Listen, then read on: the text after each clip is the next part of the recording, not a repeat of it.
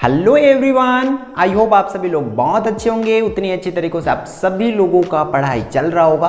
तो उस पढ़ाई को और भी बेहतर बनाने के लिए हम लोग इस वीडियो पर देखने वाले हैं कि आप लोगों को फिजिक्स और केमिस्ट्री को कैसे पढ़ना है कि आप उसमें चैंपियन बन जाओ, उसमें एक एक्सपर्ट बन जाओ, अच्छा से अच्छा नंबर जो है अचीव कर पाओ, आपको हर एक डाउट जो है क्लियर रहे, आपको हर एक कॉन्सेप्ट जो है याद रहे, हर न्यूमेरिकल जो है आपसे बने। तो इसके लिए जितने भी स्टेप आपको बताया जा रहा है, आप सभी को फॉलो करते हैं तो डेफिनेटली आप लोग वहाँ तक अपने गोल तक पहुँच सकते हैं। आप एक अच्छा सा अच्छा फिजिक्स पढ़ने वाले स्टूडेंट बन सकते हैं। ठीक है, तो मैं आपको पहले ही बता देता हूँ, ये ऐसा मैं नहीं बोलूँगा कि आपकी ये 2 मिनट का काम है या 2 दिन का काम है या 1 महीने का काम है।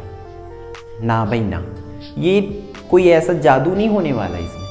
वो जादू होगा भी तो वो कुछ दिनों के बाद, इनको अप्लाई करने के बाद जितने मैं 8 पॉइंट डाला हूँ, उस 8 जो स्टेप है उनको फॉलो करने के बाद हाँ कुछ जादू हो सकता है, बट आपको ये स्टेप जो है फॉलो करना होगा। तो चलो स्टार्ट करते हैं वीडियो, और इसमें हम लोग देखेंगे कंप्लीटली सभी को 1 बाय 1। तो आप लोग वीडियो को अंत तक जरूर देखना ताकि आपको हर एक चीज जो है अच्छे से समझ आ जाए। ठीक है,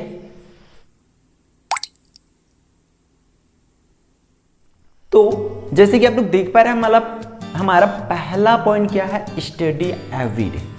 ठीक है, ये सबसे मोस्ट इंपॉर्टेंट की पॉइंट है हमारे लिए कि स्टडी एवरी डे करना है हमें। ऐसा नहीं है कि हफ्ते भर के लिए सिर्फ एक बार पढ़ लो भाई, फिर हफ्ते भर छोड़ दो उसको, तो फिर से भूल जाओगे ना भाई। वो तो आपको अगर ऐसा करने वाले हो तो आप फिर से आपको बार बार जीरो से स्टार्ट करना पड़ेगा। यदि आप अपना जीरो से स्टार्ट नहीं करना चाहते तो आप लोग रोज रेगुलर कम पढ़िए, रेगुलर पढ़िए। क्लियर है, याद रखेंगे इस पॉइंट को। आपको स्टडी एवरी डे करना है। ठीक है, आप फिजिक्स डेली कीजिए, केमिस्ट्री डेली कीजिए, मैथ्स डेली कीजिए, बायोलॉजी डेली कीजिए। आप कंटिन्यूसली थोड़ा थोड़ा ही सही, आप एक एक आवर का भी टाइम दोगे ना तो बहुत होता है। बस आप एवरीडे पढ़ाई कीजिए। क्लियर है। सेकेंड पॉइंट है हमारा, रीड टेक्स्ट बुक। हम लोग क्या करते, बहुत इतना होशियार हो गए अब, हम सिर्फ और सिर्फ हमें जो नोट बनवाया जाता है हम उसी से पढ़ते हैं। हाँ वो गलत नहीं है, बट हमें नॉलेज कहाँ तक कराएगा ये सोचिए आप लोग। अगर हम लोग सिर्फ टेक्स्ट हमारे नोट से पढ़ते तो हमें उस नोट का ही बस नॉलेज रहेगा। हमें टीचर जो क्लास में पढ़ा दिया है या आप किसी चैनल के माध्यम से जो पढ़ लिए हैं या किसी कोचिंग के माध्यम से पढ़ लिए, आपको उतना ही नॉलेज रहेगा। अगर नंबर 4 को अगर 5 कर दिए या थोड़ा सा भी कॉन्सेप्ट में चेंजेस हुआ तो आप क्या है, लड़खड़ा जाओगे, है ना। तो आप नहीं चाहते कि आप लड़खड़ाओ कहीं पर, आप कहीं पर भटको, कहीं पर रास्ता भूलो। तो उसके लिए आपको क्या करना होगा, आपको रीड टेक्स्ट बुक करना होगा। मतलब आपको बुक पढ़ना ही होगा। उससे आपको क्या मिलेगा, आपको उस जो भी टॉपिक उसके बारे में डिटेल मिलेगा। क्योंकि मैं नहीं बोलता कि किसी नोट खराब है, बट नोट हमें उतनी ही नॉलेज देगा जितना हमें नोट में लिखा है ना। अगर नोट से आगे की बात, क्योंकि कई ऐसे पॉइंट होते हैं जो हर एक टीचर स्किप करते हैं, मतलब कुछ ना कुछ पॉइंट छोड़नी पड़ती है। हम किसी पॉइंट को, कई टीचर क्या करते हैं, किसी को बहुत ज़्यादा बढ़ा के पढ़ाते हैं और किसी पॉइंट को एकदम से कम कर देते हैं। वो हर एक टीचर अपना अपने हिसाब से करते हैं। तो आपको हर किसी का अच्छा नॉलेज चाहिए तो आपको रीड करना ही पड़ेगा आपकी बुक को। क्लियर। थर्ड पॉइंट है हमारा, स्टडी बिफोर क्लास। ये क्यों भाई, आप क्लास से पहले पढ़ लोगे ना, यकीन मानो आपके लिए बेस्ट क्लास होने वाला है। कई लोग को देखना क्लास में नींद आता है, ऐसा क्यों, क्योंकि उन लोग पहले से पढ़े ही नहीं होते। अगर उसके बारे में कुछ भी उनको नहीं पता, एकदम सब चीज नया नया सुनेंगे तो उनको बोर लगेगा ही लगेगा। आप लोग ऐसा देखें, आप 2 दिन करके जाओ, आप सिर्फ 2 दिन में इसका रिजल्ट देख सकते हो। आप सिर्फ 2 दिन, मैं नहीं बोलता कि आप पूरा एकदम उसका डिटेल लेके जाओ, थोड़ा थोड़ा ऊपर की चीजें तो पढ़ सकते हो ना। टॉपिक को हल्का हल्का पढ़ के रखो ताकि जब क्लास में आपको, ठीक है, क्लास में आपको पढ़ाएंगे ना तो यकीन मानना आपको ना दिमाग जो है खुल जाएगा, आपका बत्ती जल जाएगा, दिमाग की बत्ती।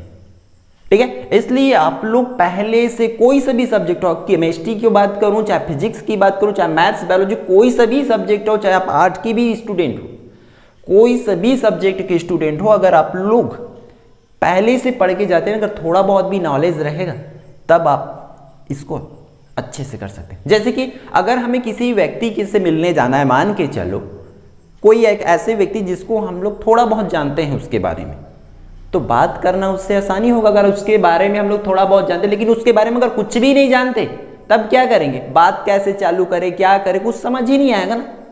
तो ये जो एग्जाम्पल है परफेक्ट होता है। इसी तरह अगर आप लोग उस टॉपिक को थोड़ा बहुत जानते रहेंगे तब आपको ज़्यादा अच्छे से समझ आएगा, इसलिए पहले से पढ़कर जरूर जाइएगा, ठीक है। फोर्थ पॉइंट क्या है, अटेंड क्लास एक्टिवली। इसका मतलब क्या है भाई, आपको क्लास जो भी अटेंड कर रहे हो उसमें एक्टिव रहना है। एक्टिव कैसे, ऐसा नहीं कि सर पढ़ा रहे आप चुपचाप एकदम बैठे हो पीछे, कहीं पर भी बैठे हो। मैं नहीं बोलता कि आप क्लास के पीछे बैठोगे तो गधे हो या सामने बैठोगे तो होशियार हो, ऐसा कुछ नहीं होता। आप कहीं पर भी बैठ के अपना बेस्ट पढ़ाई कर सकते हैं।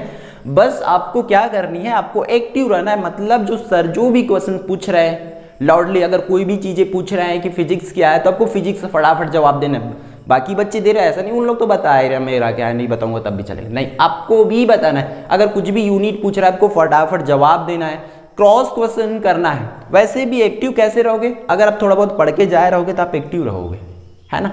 आपको नॉलेज है तभी आप लोग कुछ पूछ सकते हैं। अगर कुछ नॉलेज ही नहीं है तो आप क्या पूछेंगे। अगर पूछने वाला बनना है तब आप पढ़ाई कर रहे हो, और पूछने के लिए आपको पहले से पढ़ना पड़ेगा और तभी जाके आप क्लास में एक्टिव रहोगे, ठीक है।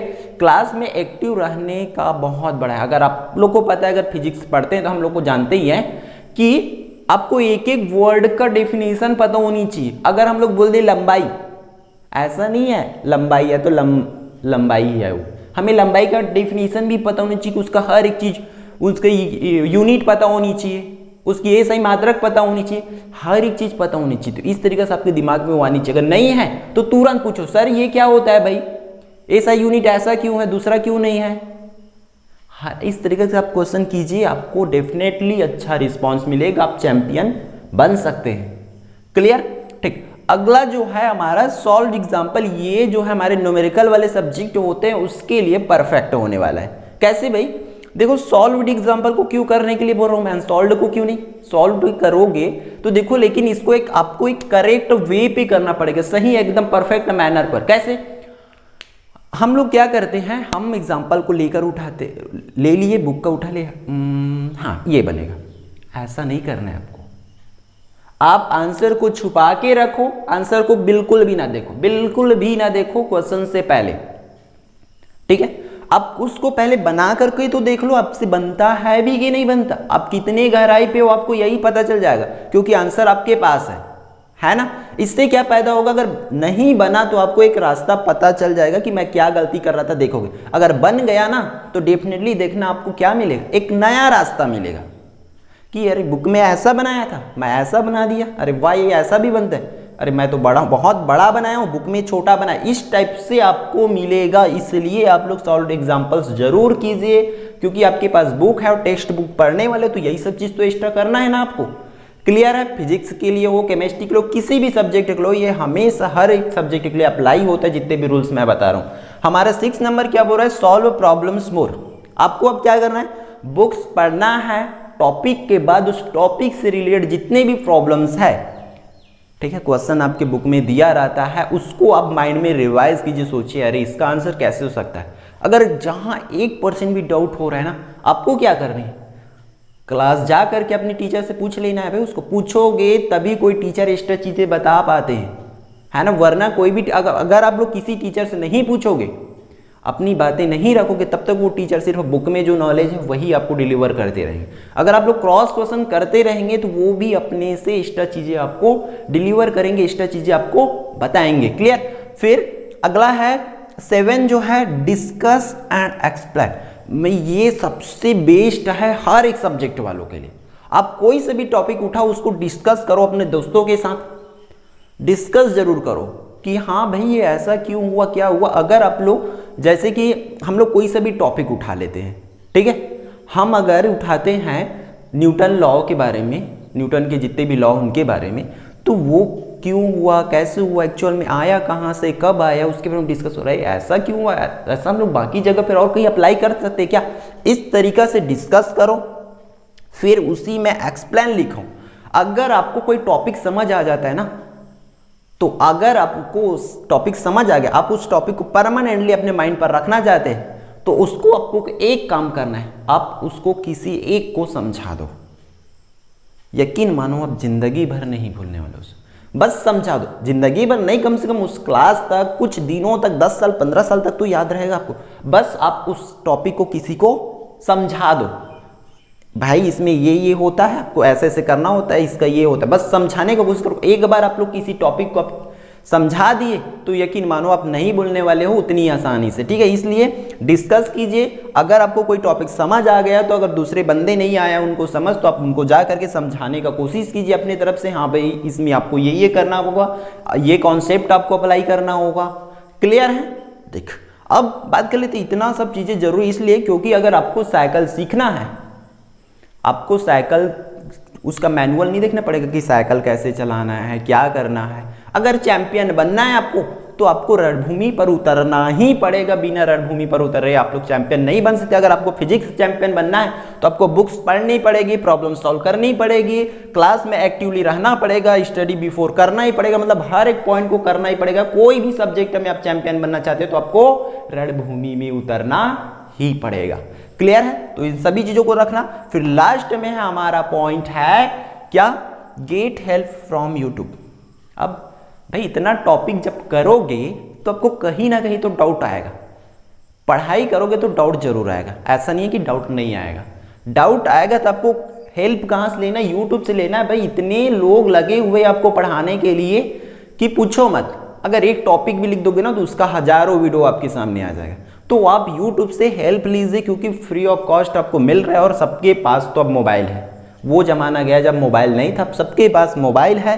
तो आप लोग YouTube से हेल्प ले सकते हैं जिस भी टॉपिक का। अगर कोई टॉपिक आ गया समझ तब भी देख सकते हैं, क्योंकि दूसरे टीचर से देखोगे ना, यकीन मानो कुछ ना कुछ तो 1% ही नहीं नया चीज आपको जरूर मिलेगा वहां से जानकारी, या उनकी कमी आपको पता चलेगा। हाँ सर ये बताए थे, उनको ये भी बोल सकते थे, इस टाइप से आपको जानकारी जरूर मिलेगा। इसलिए आप लोग कोशिश कीजिए कि हफ्ते में 2 दिन 3 दिन जब भी यूट्यूब चलाते होंगे आप लोग गेट हेल्प फ्रॉम यूट्यूब, मतलब यूट्यूब से हेल्प लेने का कोशिश कीजिए और अपने आप को चैंपियन बना लीजिए।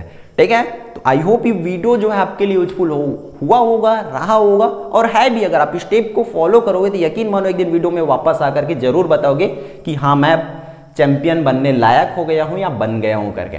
ठीक है? तो इस वीडियो में बस इतना ही। आप लोग को क्या करना है? वीडियो को लाइक करना है और ज्यादा से ज्यादा अपने दोस्तों के साथ शेयर जरूर करना है, ताकि इसी तरह का इंपॉर्टेंट इंफॉर्मेटिव वीडियो आपके लिए आती रहे। ठीक है? तो मिलते हैं नेक्स्ट वीडियो पर।